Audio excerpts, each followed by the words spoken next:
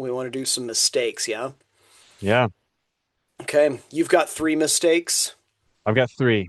Yep. Okay. I Mine got are. way more than that, but I got three that I'm going to talk about today.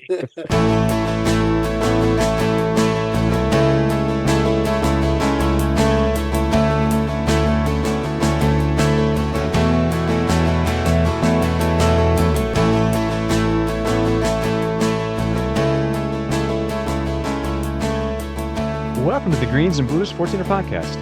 This episode, Zach goes on an inadvertent pre-hike fast. Eric sings multiple songs of Hosanna, and we sit down and talk through some of the worst mistakes we've made on the mountain. Well, good afternoon, Dr. Zach. How are you doing today? Doing great, Eric. How about yourself? What's going on there in sunny Colorado? Doing well. Actually, today it's actually snowing, which is good because as a whole this season we've been very lax in the snowfall. So we'll take it today. But so today, as opposed to normal, it is actually not very sunny. It's very cloudy, and that's okay. Do you have I wanted to. seasonal affective disorder for just this one It's day, Eric? starting to come on, but it'll be done by tomorrow, so I'll be through it. Actually, so I wanted to share some feedback from an email that we got from a listener. So Eric Redinger is his name. He lives in New England. He's written to us several times, Mm-hmm. and he shared some goals, which I think was cool. We asked for that during Yeah. our goal episode a while back. Basically, he mentioned because he lives in New England, his goals mostly include trying to summit some 4,000-foot peaks. There Yeah. are dozens of those in New England. He said he's got about five more in Maine that he wants to do, and then several more in kind of the general Northeast, which I think is really cool. It's a cool perspective, having grown up at sea level, and the Yeah. highest mountain in my state was less than 2,000 feet. It's cool to hear other folks wanting to tackle mountains that aren't necessarily 13,000 feet high. So, Some of those um, are for real though. Like I'll those are, bet. and the weather is a thing on a lot of Hmm. those. And the mosquitoes will carry you off of half those mountains. So Good call. Good those, call. I'm sure there's a lot of aspects that are even tougher than what we're doing here in good old Colorado. But one thing that I thought was really cool, he wanted to add a Christmas movie to the Christmas movie discussion list. oh, Zach, when's the last time you saw the movie Gremlins? oh, that's right. I thought I remember a It's Christmas motif in that one. it's been such a long time. That is such an Yeah. 80s kids movie too. Just add water. I thought it Uh was great. yeah, that's good. We are now a few weeks past Christmas. Gremlins, what a pull. Good pull. I like that. Yeah. Thank you, other Eric, for that recommendation. I've been hesitant to show that to my daughter because I was horrified by that movie as a kid. Like, A little freaky when the yeah, actual gremlin creature came out. yeah, when he comes out of like the poor little guy, I forget his name, but Gizmo, yeah. Yeah, when old Gizmo gets wet, like it seemed painful. I don't know. It was a little too rough for me. So, but yes, that is a Christmas movie. I That's agree.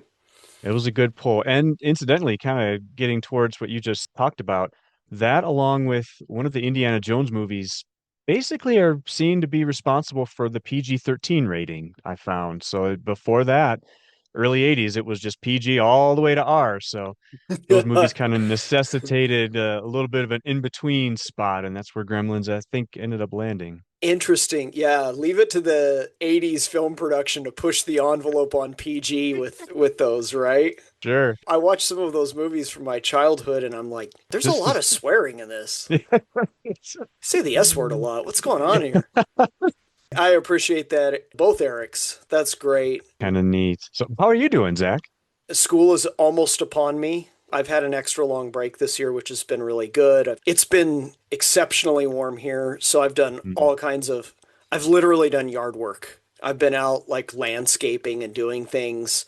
Oh, wow. Yeah, it's worrisome to me how warm and dry it has been throughout the Southwest. You and I have talked about it. I've considered driving out, just doing a couple hikes, literally hikes for this time of year. Yeah. I'm already kind of thinking, gosh, maybe I'll get to hike in May, which is normally completely verboten. You wouldn't even talk about Hmm. doing that, but very worried about our climate right now and climate. We have other climates that I'm worried about too, but yeah, really worried about that and what this means for the high country and increased fire danger and all kinds of stuff this coming year. But Sure. otherwise, I'm good. Like many people, I have decided I need to probably lose a few pounds this coming year. I could either cut weight from my pack or I could cut the weight that I'm carrying with every step. So, working Take on your that. pick. Yeah, yeah. I was at the bike shop the other day and the guy's like, hey, so I have like a carbon fiber bike that weighs like, I don't know, 20 pounds, 18 pounds or something. He's like, have you seen this? He shows me this Trek bike. It's like $10,000 and it's beautiful. Literally kind of a work of art. I can pick it up with my two index fingers, that's Oh my unbalanced on. gosh. You're And it's kidding. like 14 pounds or something. And he's like, Wow. isn't that amazing? And I'm like, yeah, but it'd probably be better if I just lost 10 pounds, right? Like, Did you I could, tell him e- that? I said I could either pay 10 grand and lose 4 pounds, or I can pay nothing and lose, 10 pounds. But all is well here. I'm excited about what we've got some cool stuff coming up with the podcast. Hmm. We've got some guest ideas that are cooking, and I'm excited to talk today about a bit of Schadenfreude. Today, we're talking about the worst decisions we've ever made in the high country. I deeply enjoy these episodes that are centered around mistakes and tragedies and so forth. And I came into this super eager. I'm like, wow, I want to hear what Eric did wrong. This Man, sound I am excited for this. we So don't have enough time. well, we know what you've done right. I- There's handful of things here. yeah, once in a while. Yeah, we'll talk to your wife about that. But Yeah, no, please don't. and your kids, I'm sure they've got something to Oh, say too. for sure. So yeah, you came up with this idea, Eric, for worst decisions we've made in the high country. Eric, other than for my jollies, why are we doing this today? That's a great question. I didn't necessarily have a theme behind why we wanted to talk about mistakes. Obviously, I mean, if we can help other people learn from the mistakes we've made, that would be a good thing. But I'm guessing you've alluded to this earlier that the mistakes we're going to go through are probably somewhat common. They're probably mistakes that a number of other hikers have made over the years. So Hmm. hopefully they make for good stories, but also maybe a learning experience for those that haven't made these mistakes just yet. So Yeah, I don't know. What do you think about that?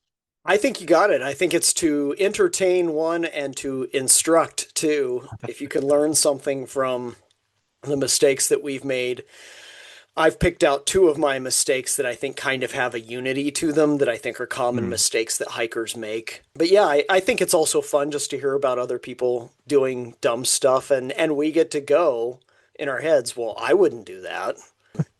That Until Simpson we do guy, it on the mountain. he's an idiot. When I tell both of these stories, I kind of told them in my head beforehand. When I tell both these stories, I tell myself, man, that was really stupid.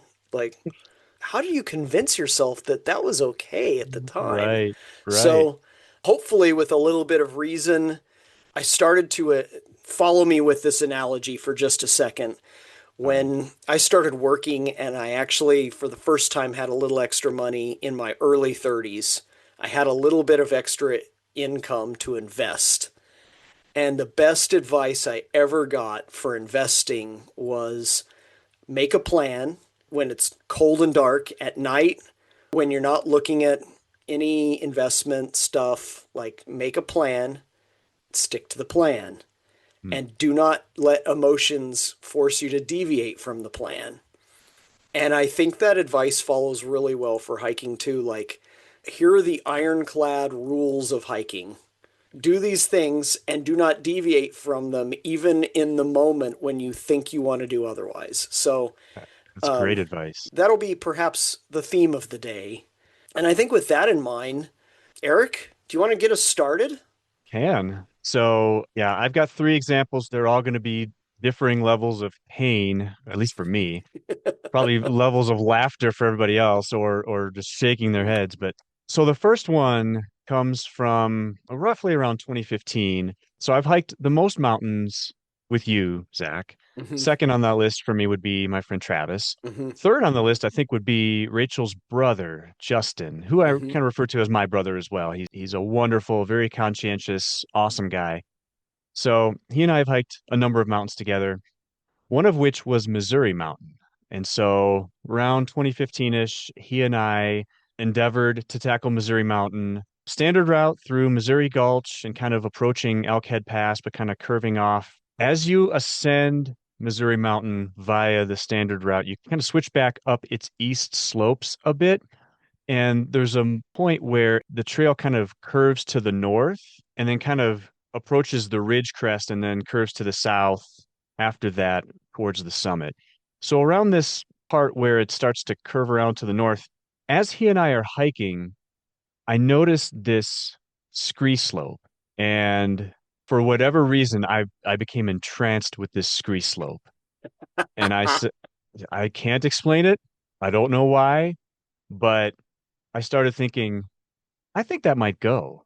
And it was nowhere near the trail. So we get to this point and I tell Justin, I'm like, I think I'm going to try this slope. And he says, yeah, I'm going to stick to the trail and go the right way. And he didn't say it exactly in those words, but that's basically what he was saying in a kinder, gentler way. So he kept going the correct way. I start going up this scree slope, and first of all, I don't condone doing something like that's you're probably eroding the mountain and doing harm to something that didn't ask to be climbed in that particular way.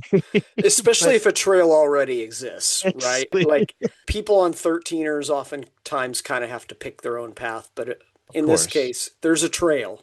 there's So already a trail purposely put there. And for sure, that trail was easier than what I was trying to do. But for whatever reason, I decided to make it harder, even though, yeah. So I start going up the scree slope about halfway up, and I'm like, whew, this is starting to get a little steep here. And it was already above tree line, so of course it's steep and I'm out of breath. I keep going. I make it maybe three-quarters of the way up, and eventually I get to a point where I don't know how far below the ridge I was. I was probably 100 feet below, maybe a little bit more, but get to a point where it very clearly is not going to go. It's like class four, maybe even more than that. I was not at all prepared for anything like that. I'm still not, like, class four is yeah. not in my wheelhouse at all, let alone back in 2015.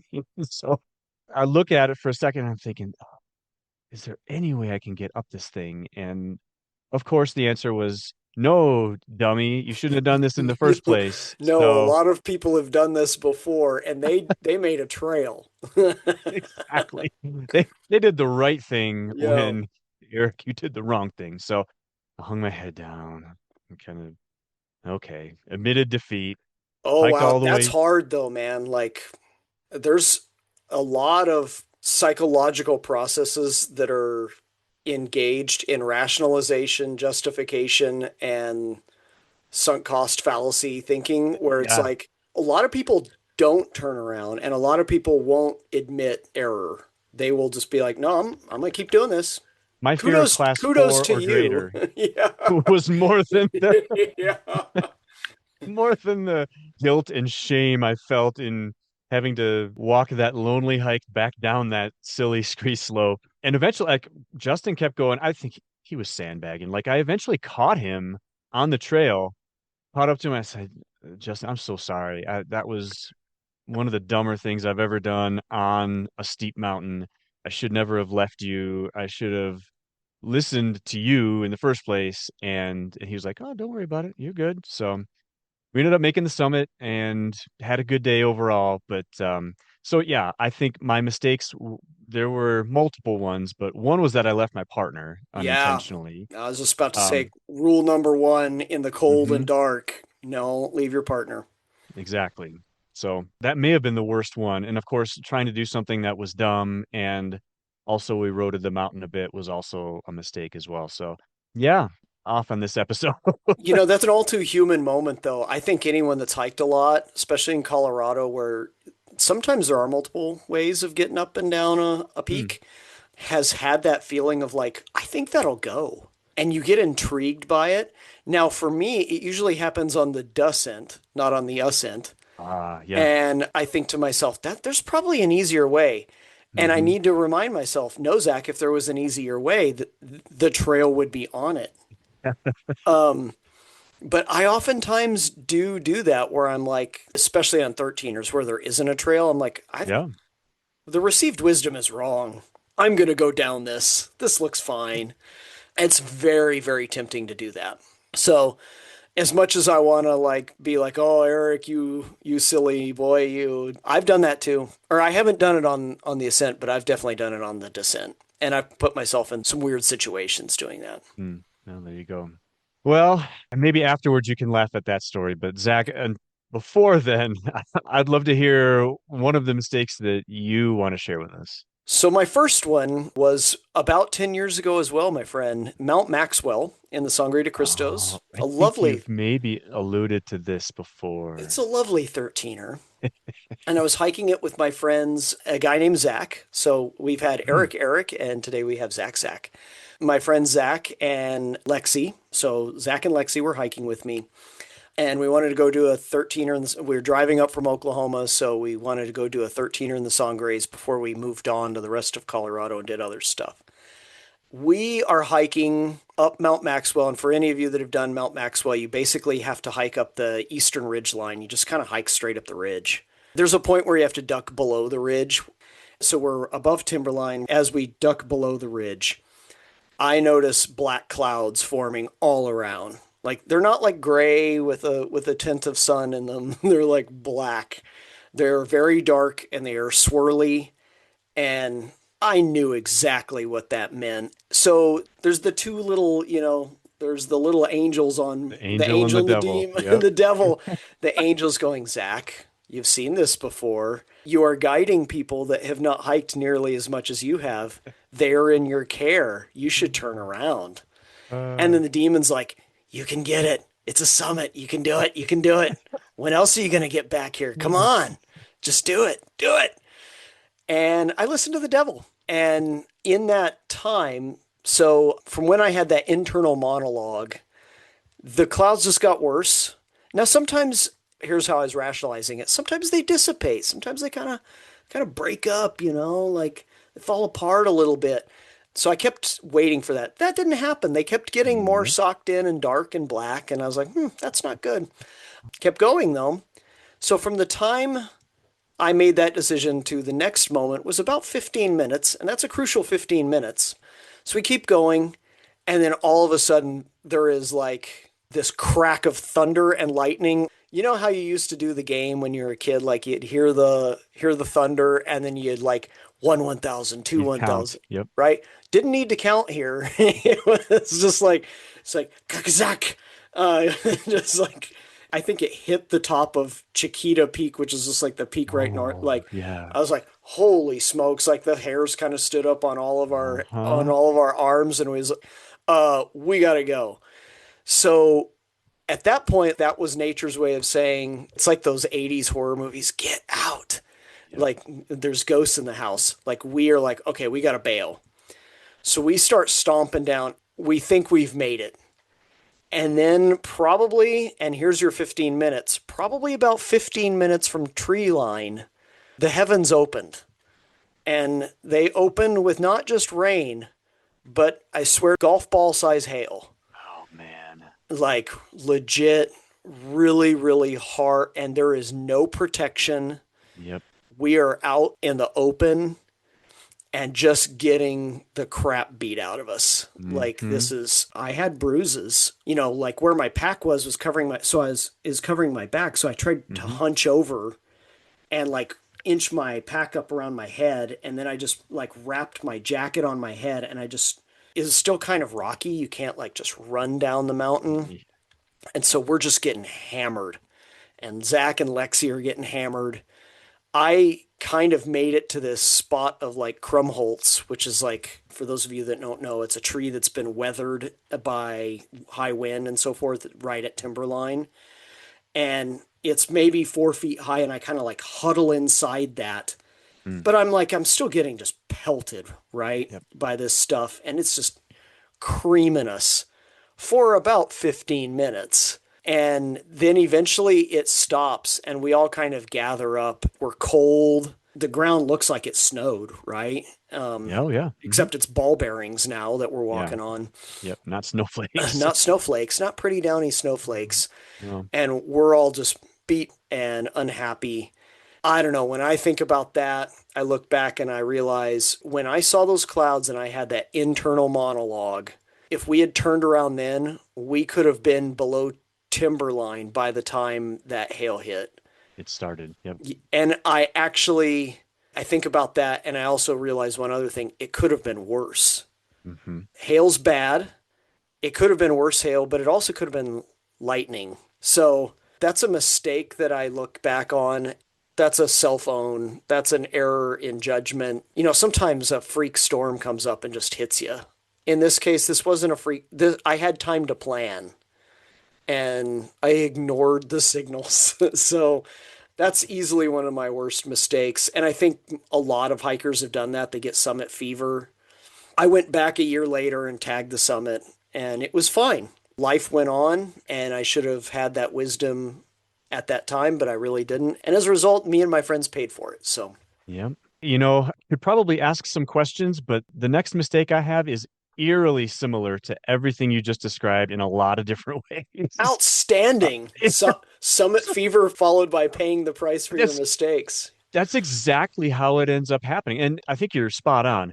It's almost like a rite of passage, I think, in the mountains to do something silly like that related to something that we can't control, the weather. Mm-hmm. Like it's almost like, I don't know, the but did you die crowd might approach it differently. And Yeah. I'll get to that in a bit, but there is definitely something to, hey, I can't control this, yet what I can control is whether I go up or down, Mm-hmm. and I really want to go up, but weighing the risks, I don't know. We could probably make excuses. Oh, you're at altitude, you're not thinking clearly or whatever. No, the fact is you want to get to the top and there's something in your way and you have to make a split second decision, and are you going to listen to the angel or the devil? So I think, Yeah, I've got so many cognitive biases towards success, and my identity's wrapped up in this. I only get to hike, maybe 10, 15 days a year. hmm, And so, yeah. like, for me, each day is precious. There's so much that goes into that, but that was a bad decision. So, well, with that as an intro, let's hear your tale of woe, Odysseus, and Okay. what you did here. Yeah, there are going to be a lot of eerie similarities to what you just said to what I'm about to say. So, very close to when Justin and I summited Missouri, my buddy Travis came out and we tackled Blanca and Ellingwood, which you've done as well, right, Zach? You've done both those? I did, and I did them. I did them on the same day with a good old friend of mine named Keith Basham. Yep, Okay. I think that these two probably warrant their own episode at some point because totally. They're there's great there's a lot peaks. that, oh yeah, fantastic. And I've I got won't some go. stories to tell from Oh, those two as well. So, I do. I'm gonna hold off on most of my stories because some of them are related to what I'm about to say, and some of them are not. But so Travis and I tackle those. We camp out at about 9,000 feet and just start hiking up early in the morning up that Lake Como Road, which is infamous for just being a hunk of garbage, and just slogging all the way up there. We go around Lake Como.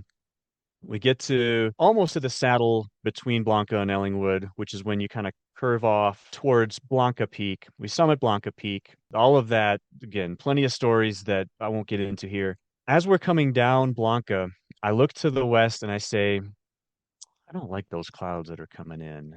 And they were kind of grayish, bordering on black, but they just did not look good. And mhm. so I don't know how many times Travis and I had this conversation on the way down Blanca Peak, but eventually we get to a point where I'm like, Travis, I don't like those clouds, man. They just don't look good. And there were a few decision points you come to after Blanca, whether you're going to go after Ellingwood Point or not. And And so Ellingwood, that ridge up to Ellingwood is the commitment is considerable. it So, is. That's a class 3 ridge. Now there's an alternate way to go, which is how Travis and I ended up pursuing it. It's kind of two plusy, which mhm. it kind of cuts below the ridge a bit. Yeah. So you kind of approach the saddle and then you go down a little bit. We finally get to this decision point. Are we going to go or are we going to bail? And I said, Trav, I really do not like these clouds. This does not look good. And he's like, I think we're going to be fine. And he just very matter of fact, gosh, do not like this. And so we went. And so we're hiking up Ellingwood. I honestly don't remember much of that part of it. Probably fretting so much or I full was of worry, you know? blinded by my own concern for this whole thing. We get to the top. I mean, it's obvious to Travis, I am not in a good mood because I am Yeah. really concerned about this. And sure enough, 5 minutes after we start descending, like you described, it all opens up. It's rain, it's hail. I don't think it was golf ball size for us. It was more kind of pebbly, but there was definitely lightning. There was thunder, like Armageddon was happening around us. And so you could take the kind of two plus ish trail back down to near the saddle and then hike down from there. We decided not to do that. We thought, safety is going to go out the window here. We are just going to go down Full as send. direct. Yeah, full send is a great way of saying it. As straight line as possible. Safety is out the window.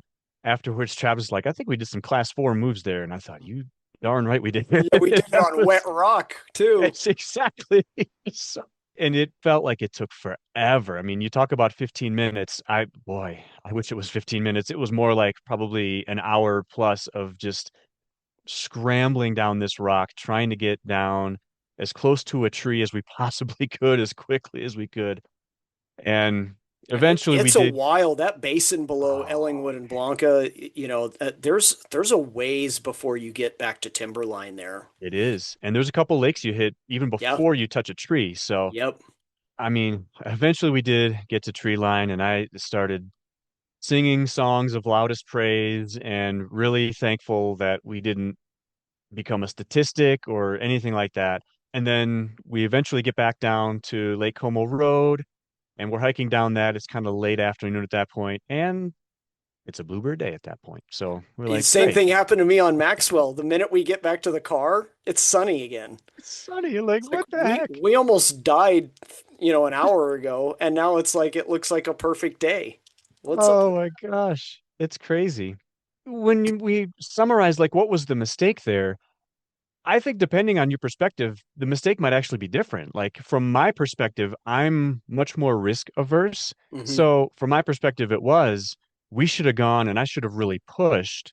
Say, Travis, we're just not doing this. Like we are taking our lives Yeah. into our own hands. We don't want to become stats. We're not going to summit Ellingwood Point today. Listen to the force, Eric. And Travis's perspective, like he lives in Illinois. He Yep. doesn't get to come out as often. I mean, Yep. he used to come out once every year or two. It's been even less often recently. His perspective is, I don't get out here that often. And if I do, I don't want to go up this Lake Como road again. Like he had no intentions of doing Little Bear. I certainly didn't. So he just was like, I think it even went beyond Summit Fever to say, you know what? I really don't want to have to come back to this place again if I don't have to. So Yep. let's just do this now. And he was willing to take the risk. And so again, I think the but did you die crowd would say, well, it was worth it to take the risk, right? You didn't die and you summited, like you got everything that you wanted. But from my perspective, it was like, I don't like messing with storms like that. So I think what was the mistake? I think you could view it from different perspectives. Well, yeah, Eric, it sounds like there were a fair number of mistakes there. I like how you put it in terms of your perspective and maybe Travis's perspective, and then I'll give you like the God's eye perspective too. From your perspective, I think listening to that little voice in your head is your comfort level. It's also, at that point you hadn't hiked a ton, but you'd hiked enough to know. Hmm. You should have listened to that. I think too, from the God's eye perspective here, if you want to mitigate those concerns, your other mistake is if you're going to go for it, boy, you got to hike fast. Oh yeah. And there's where your assessment of your own ability and level is really important. It's like, okay, I can see that that's 30 minutes out. Can I summit in 30 minutes and be clear of this thing?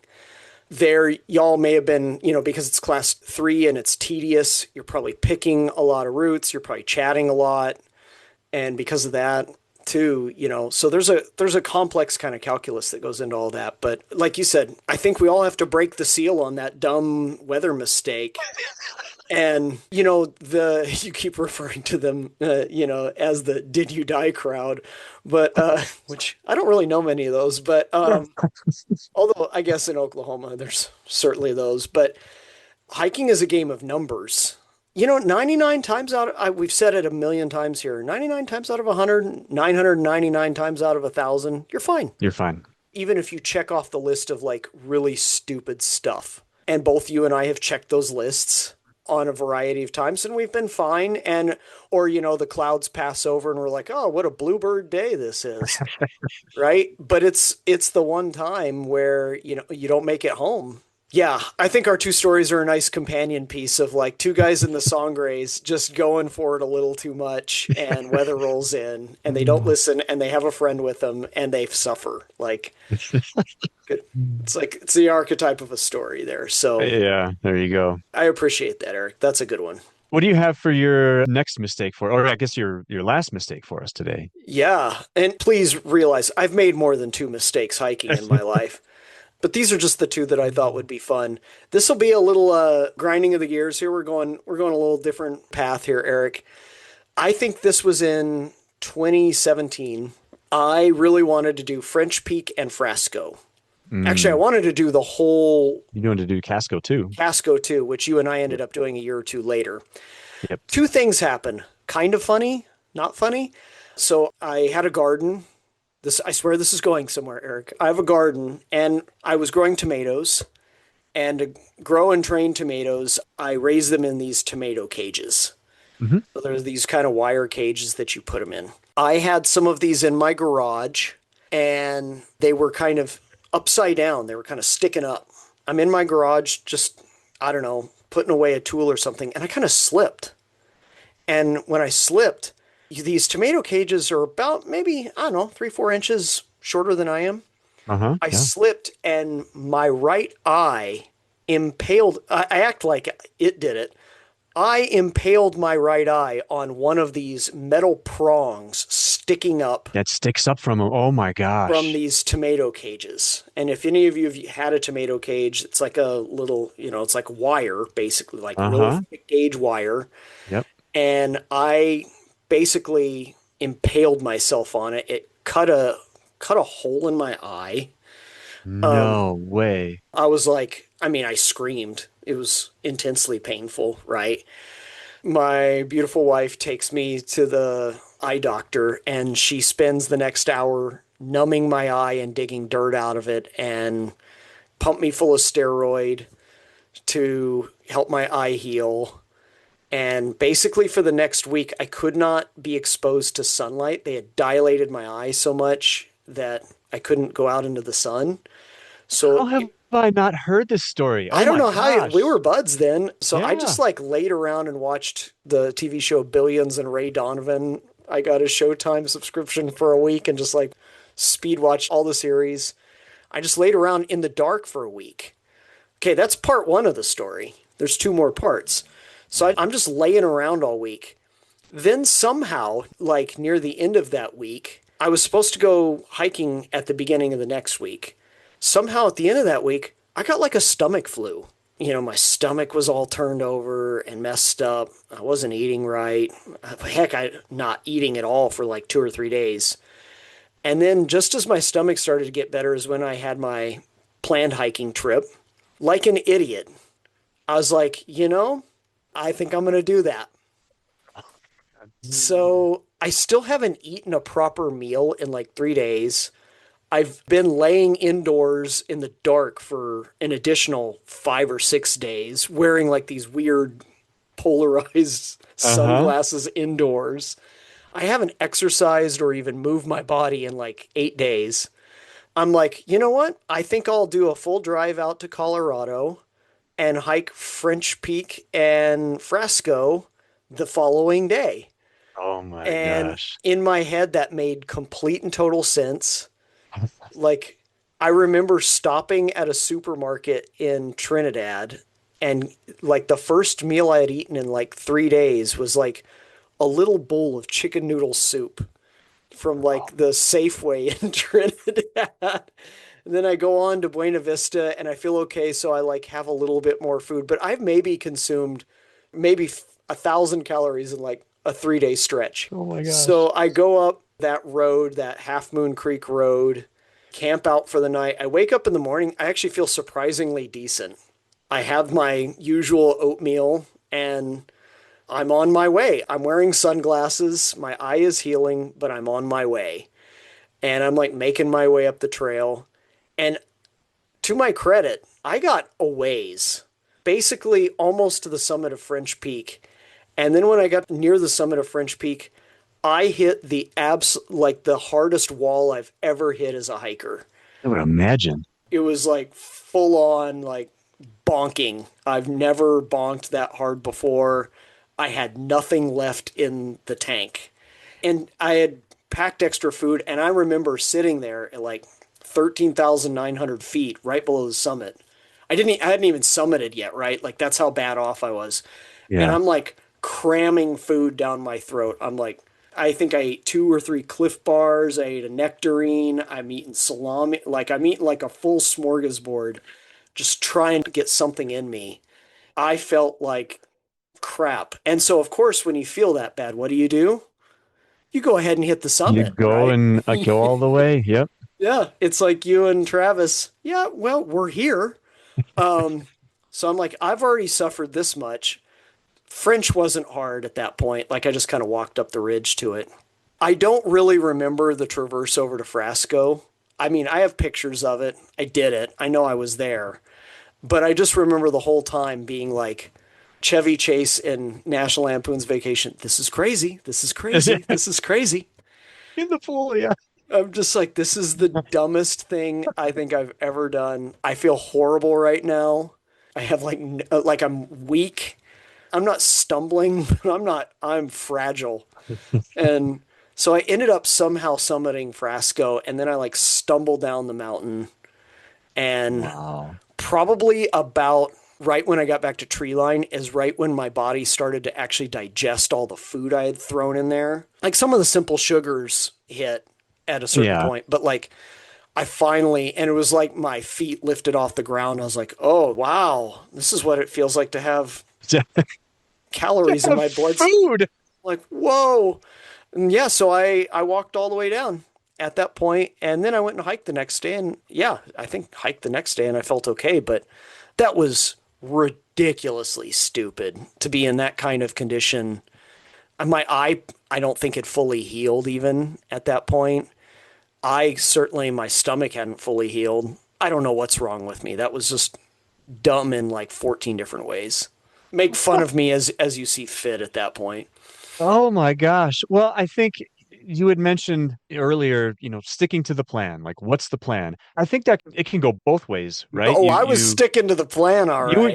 Exactly. You didn't want to deviate from, hey, I've got this planned out. I wanted to go. Yep. Here's this little side issue that happened with my eye, but I just so happened to have almost blinded myself and then I've had the worst stomach flu I've had in 20 years. Yeah. but do I want to change the plan? No, you still don't want to change the plan. How often do you get to go out to Colorado, right? So I can definitely see the desire to want to keep doing it. The fact that you had the fortitude to have this, I mean, punctured eye. I mean, is that an overstatement? Yeah, I mean, I dragged a metal blade along my cornea, essentially. Yeah. And then you have a stomach flu. You haven't eaten in days. Not only, and then you make the long drive. Like I know that that's a long drive from Norman all the way out to It was a Colorado. 12-hour And yeah, drive, and I was happy to do it. goodness, I mean, mistake probably, but like, I think you would do well to take some pride in that too. That's you persevered through all of that stuff and still made it to the top of both of those mountains. Like Yeah, that's that wow. that's thank you, Eric, for putting it that way. I hadn't thought of it in hindsight, there's been moments where I've talked to my wife. She's been like, "Do you really need to go now? Like, is is that a good idea?" And I was kind of channeling that voice when I thought about this example. Uh, But yes, it's hard enough to go and to drive from. I live at 1,000 feet above sea mm, level. yeah, yeah. You weren't It's even hard enough to close do to that, to wake up one day at 1,000 feet, wake up the next day at 10,000 feet, and within a few hours be at almost 14,000 feet yeah. and feel good. Much less to do it where you have like literally no glycogen stores left, you're weak and degraded. I look back on that as kind of like a a real triumph of the will, but Yeah, on the yeah, other hand, wow, should I have not been there? What would it have yeah. hurt me to have taken an extra day of rest, fill up my body, or an extra week where I could, maybe get out, go for a jog? So, for me, the unifying feature of both my stories is summit fever will do weird things to you It and sure will does. do weird things to your judgment patterns. So, Yeah. Well, and you were alone on that too, right? So, yeah. like, count, count the ways that that could have gone worse. That Oh, you yeah. just keep going. But again, the but did you die crowd would say you made it and you persevered and And now I got a cool story to tell, you got and quite a story. I know a limit I can push through, even if I shouldn't. Probably don't want to even approach that limit ever again. Side note slash tangent. I found on sometimes on 14ers.com they'll have like a post of like what's the highest tree you've ever seen. Oh yeah, I've seen that post. On the traverse between French and Frasco, like 30 feet below the traverse. So this is like at 13.6. I found a little bonsai tree there. For me, I've got a little picture of it. So when I was reviewing my notes to tell this story, I looked and I found that little tree and I was like, I remember that's where I sat and ate lunch was next to this little tree trying to grow at 13.6, the little tree that could. I remember that really distinctly being just absolutely fascinated by it. And I had wondered Yeah. in hindsight if I had like hallucinated it, but I found a picture of it. So there it is. Yeah. So there Wow. you Did go. you post that? I've seen that post on the forum. Did you add that to the forum? Did I you have post that? I have not maybe I should. I don't know. I just tend to lurk on 14er.com boards because the environment there is so to me. But You get a yeah, little maybe I. haphazard sometimes. That's a word. That's a choice. Well, Eric, that's my final and funny story. By the way, my eye is better now. It's been better for a long time. I see Yeah, through yeah. it great. My doctor said I was within probably a half a millimeter from losing my eyesight altogether. Oh my gosh. Wow. So, shout out to my doctor in Norman. Her name is Nicole Kish for saving my eyesight. But Wow. we got one more story, Eric. Tell us about what you got. That's a worster experience. This is worstest. Like this is doesn't Okay. even oh my word. This one I'm gonna count the mistakes at not on my fingers, but like Yeah. I'm gonna note the mistakes as we go because they just add up. Okay. So last year for Christmas, you know that I got a bunch of winter gear. So I got Yeah. snowshoes, I got micro spikes, gaiters, ice axe. So I thought it would be a good idea to actually use them. Whether that was a good idea or not is debatable. So after I got that gear, I did a whole bunch of research on winter hiking. The .com has several pages on the equipment that you need, how to use it. Laura Clark, the Wild Wanderer, has an entire page dedicated to tips and tricks she's used over the Oh, years and a lot of good stuff on there. awesome. So I'm going to pick a mountain, something that has a short round trip, relatively speaking, not as much gain, and is accessible. And so I ended up picking Pennsylvania Mountain, Yep. just above 13,000 feet, like, or Mighty, yeah, mighty Pennsylvania, 3 feet above the so line. exactly. And I think LiDAR added a few feet to it, but it Okay. needs every foot it can get. Yep. I waited for a weather window, found it, and set out and said, I'm going to go. So I think I got to the trailhead a little bit late. You kind of have to drive through a Like a sparsely residential neighborhood. residential neighborhood where the houses are very spread out. Yeah. But yeah, you get to the top of the particular road and it's essentially the trailhead. And immediately I had to put my snowshoes on. Like there was Hmm. enough depth to where I'm like, I got to kind of try to walk on this. I'm going to just be post holing the whole time if I don't do that. So going up, you kind of weave through some trees a little bit. You eventually get to this bump that it sits at about 12.9 right before the Hmm. summit. And on the side of this bump is when I really got my first winter experience. Okay, I got my snowshoes on. The wind is howling, not super cold. Actually, some of the tips I found on those websites really were helpful in terms of just knowing how to best bundle up. And so I wasn't really that cold, but the wind was just howling and go up, get to the top of the bump. Laura, especially, details that there are multiple false summits. Yes. There's other reports that say the same thing. So I was somewhat ready for that. But I get to the top of the bump and you can see clearly across the valley to Yep. kind of the northwest. You're like, oh, that's the real summit. Yeah, Shoot. I got So to go all the way over there. yeah, all the way over there. So you got to go down into this little tiny valley in between the two, and you go up. And there's actually a couple of summit posts on the top of Yeah. Pennsylvania Mountain. Don't know which one is the real one. Doesn't matter. Went to both of them. Kind of went down from there. I didn't reascend that bump, but I kind of traversed around the side of it. Hmm. So once I got to the side of it, I was maybe halfway down that bump from the very top of it. But I looked to the east towards the direction of where my car was. I noticed two different clearings Yep. in the trees below. So my very first mistake here was not having a partner with me on my first winter hike, even though it was a low 13er, class one, like relatively easy as things go. I should have still had someone with me, probably. That was my first mistake. Second mistake was not dropping a pin where my car was on my GPS. So I had cell phone service, I had access to Yep. Google Maps, but I thought, you know what, I don't think I'm going to need it. Like it should be fairly straightforward. Before you get any further, I did the Uh-oh. exact same thing on Pennsylvania. No, But you're kidding me. in reverse, I think you're going to end up at a lower parking lot. You're I ended right. up at a higher parking lot. You're going to finish on You're the lower kidding. lot. I can just I same thing happened to me. I You're it, Yep. it's almost exactly the opposite. Yeah. Yeah. So, and I had read the topo maps beforehand. I'm like, okay, I don't want to go too far south Uh-huh. because there's a steep drop off there. I want to completely avoid that. But at the same time, I thought the clearing on the right, the more southward clearing, looks like the right one. Hmm. Now, part of me was hoping I could follow my tracks back, but of course, The wind is wind. howling, Yeah. snow is completely covering my tracks. I have no idea which way I came from. So I just start going towards this more southern clearing. Eventually, I get to this point where there's this angled slope, not super steep, but a little bit steep, going about 50 feet down. That was my next mistake, was realizing I've never seen this before. Therefore, I Yeah. shouldn't be here. This is not Yeah. where I want to be. I need to backtrack and figure out where I went wrong. But I no, need to you're exactly. not going to do that, right? That's not what I did. I ended up going kind of scooting down this slope. I don't know how deep the snow is. You Yeah. know, it could have been 2 feet, it could have been 10 feet. I have no idea. I scoot down this slope.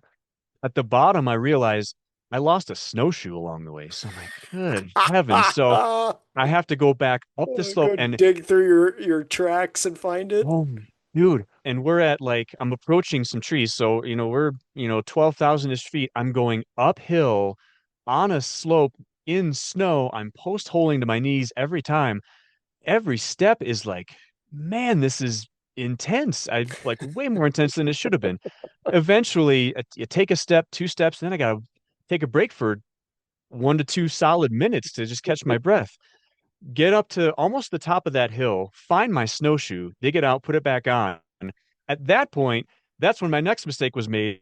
At that point, I should have turned around and said, you know what? This Yeah. is totally the wrong way. I need No, to you kind of go went right back. back down where you were going to go. Went back down that stupid slope again. And then, so at that point, I'm at the base of this slope. There's a good 100 to 200 feet just flat snowbank. And that leads to some trees. And I know that's the direction I want to go in. It's kind of Hmm. north-ish from where I'm at, northeast. That's exactly where I want to go. I don't want to test how deep this snow is. Again, it's a flat surface. I have no idea. Like Yeah. snow has clearly been building up on it. It could be again 2 feet or it could be 15. I have no idea. So I can't go north. I can't go south because there's that steep cliff Hmm. waiting for me there. If I go west, I'd be going back the way I came, which again is the way I should have gone. So east is the only option I've got. And east is a kind of a gradual downslope into the trees. I thought, okay, this is not steep enough to where didn't look like I was going to be causing any avalanche. The angle wasn't high enough. There's some trees I can kind of help use to gain some leverage maybe along the way. And every step I'm post holing to my shins, to my knees, sometimes to my Even in thighs, your snowshoes. even in my snowshoes. So, and this is like early to mid afternoon at that point. Okay, so So it's I think the softened up a snow little was bit. warming up the snow and Yeah. softening it a bit. So I'm walking through this kind of forest with that much snow on the ground, a foot, 2 feet of snow, and I'm going to the east because as I look to the north, like north is where my car is. I know this. I Yeah. want to go in that direction, but it's sloping enough upward. Where like, I don't know if I could actually do that right now. It just looks too steep. So I just keep going to the east, hoping that the terrain is going to ease a bit to the north, Hmm.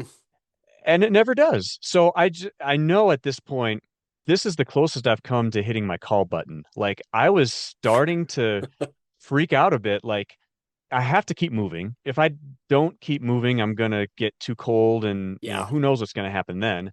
I don't want to cause any avalanches, so I don't want to go in any directions that I know that could be a risk. Really, I just kept going to the east. Really, that was and slightly downhill. Every 15 minutes or so, I would check my location. Okay, the dot moved a little bit to the east, but I'm really not any closer to where my car is.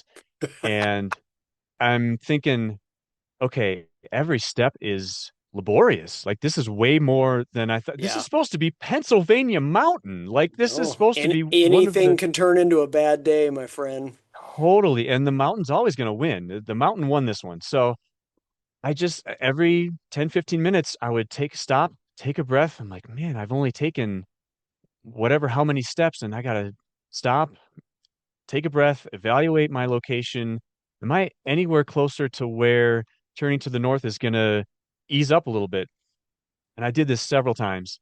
Eventually, I kind of zoomed out of the GPS map a little bit and found that if I kept to the east and actually a little bit south, there was a road. Yep. So the road was going to connect with the rest of the subdivision. Now I looked at the road, I'm like, dude, that's going to be a long, because it's a convoluted maze Yeah, to you're kind of gonna go have through to that walk through neighborhood. the neighborhood back up to your car. That's exactly what I had to do. So eventually I get to this point where on the map, my dot's really close to this road. I see this abandoned cabin, and then I look just beyond there, and there's the road. And just like Blanca Miller, I'm singing songs of loudest praise. I'm like Thanksgiving, gratitude all over the place. I'm like, thank you, Lord, for this road. Like I'd never been so thankful for a flipping road. So I get there, I stash my pack and my snowshoes, I grab a water bottle and just start hiking up this road. It takes me about an hour to get back to my Yeah, car. That's how long it you was, were a good mile and a half from your car. at least. Just ridiculous. And eventually get to my car. I mean, this is in January. We were approaching sundown. Really fortunate to get to my car, drive down, get my stuff, and then head to Fair Play, go to Casa Sanchez for dinner and have the best breakfast burrito I've had in my entire life. It's all Go good. home. It's totally, and I go home. Rachel asks, "Oh, how was your trip?" And I said, "Oh, it was a little tougher than I thought it would be." But I had nightmares for weeks about Yeah, getting stuck in the snow overnight. Like, how would people find me if I even hit my button? So, mistakes all over the place, just everywhere. I should have gone with someone else. I thought I was prepared, but I should have been even better prepared. I should have made better decisions in terms of, orienteering. Where am I? Where do I want to yeah, go? How do I get there? I should have been better shape. Like every step, even going downhill, every step just took it out of me yeah. because of how much I was plunge stepping. And so I'm sure there's plenty more that I'm not even summarizing here. So I will s- that's I will say that's the though, worst thing Eric, I think I've ever done. I mean, you're fine. You made one mistake there, and then you just kept doubling down on it, which is Yeah. you made a misjudgment in route finding. Yep. But route finding in the snow is really hard. You Learned don't that the have hard your way. normal markers, you don't have a trail. You Yeah. don't things look different in the snow. Things look different when they're green, white, and gray. I'm with you. I don't get lost easily. No, not at all. That's your I kind spidey of sense. I can lose my way in the snow though. I don't blame you. Yeah, I think your biggest mistake wasn't making the first misjudgment in trying to get where you needed to go. It was continuing to do it, and Hmm. especially if after you'd climbed up and retrieved your snowshoe. At that point, it's like the universe is speaking to you, Eric, and Like it's saying how you get off this. how But dumb can you be? Like you're clearly going the wrong way. well, yeah, you hadn't told me that story before either. That's a goodie. I That's a I mean, keeper. I think there's through lines in all of our mistakes here. A lot of what they call sunk cost fallacy, which is, well, I've Mm. already done this, so I should keep doing it. Yep. Mistakes in thinking. And then there's rationalization for a few of us, like summit fever is the problem. Mm. And in your case, this last one is, unlike your first story, you were unwilling to admit your mistake and undo it. And And undo it. because undoing it would have meant going back uphill, Hmm. probably getting back onto the ridge and kind of reconnecting with your original path.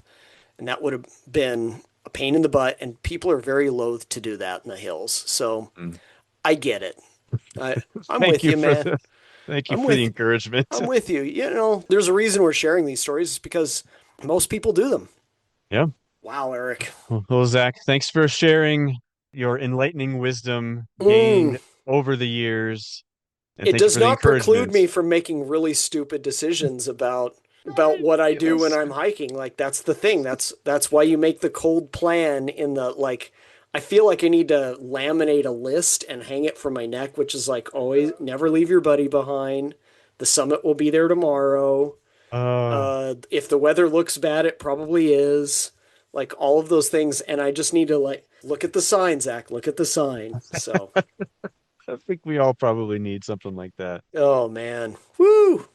Well, Zach, what are we gonna do on our next episode here? Well, speaking of cognitive biases and Ah, errors in decision making, we're going to be talking to a clinical psychologist, Dr. Shauna Burke from the UK, who actually studies what motivates people to hike and climb, to climb really big things. Most of her subjects have done Mount Everest yeah. or have tried to do Mount Everest or Yep. other bigger peaks.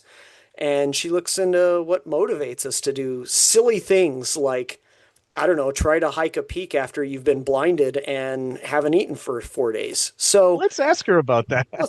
let's tell that story again, shall we? Yeah. So yeah, that's our next episode. And if anyone wants to reach us in the meantime, Eric, how can they do so? We would love to hear, like we heard from Eric Redinger before and Yeah. others, we would love to get notes from everyone at our email address, greensandbluespodcast@gmail.com. Or you can visit our website, greensandbluespodcast.podbean.com, where you can find all sorts of other ways to connect with us, like connecting with our Facebook group, watching some silly videos of us doing non-dangerous things on our YouTube channel, or you can leave us a voicemail from your desktop. So those are all great ways to get a hold of us, and we love hearing from anyone that wishes to do so. And if you're in the Summit County area, you can go by the Blue Moon Bakery, grab some gluten-free treats, and airmail them to Norman, Oklahoma for me. So That's probably the best way to get a hold of us, I think. that's the way to ensure a response. I can tell you that. For sure. Well, we thank you all for listening, and we hope you guys are enjoying the new year. And we will see you in the next episode.